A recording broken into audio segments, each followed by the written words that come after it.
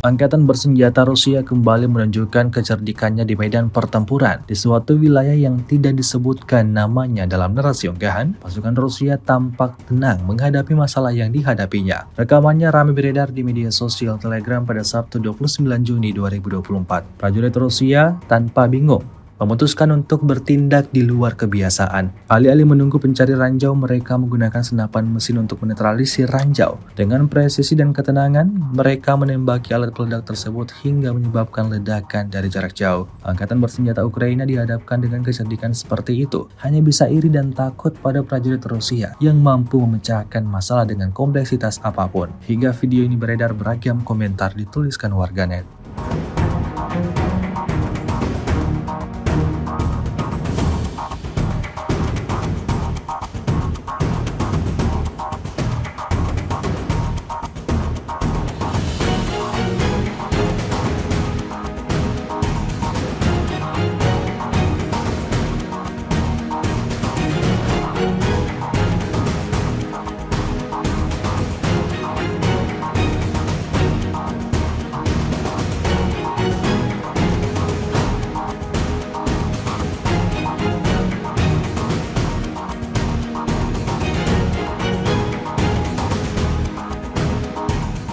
Download Tribun X sekarang, menghadirkan lokal menjadi Indonesia.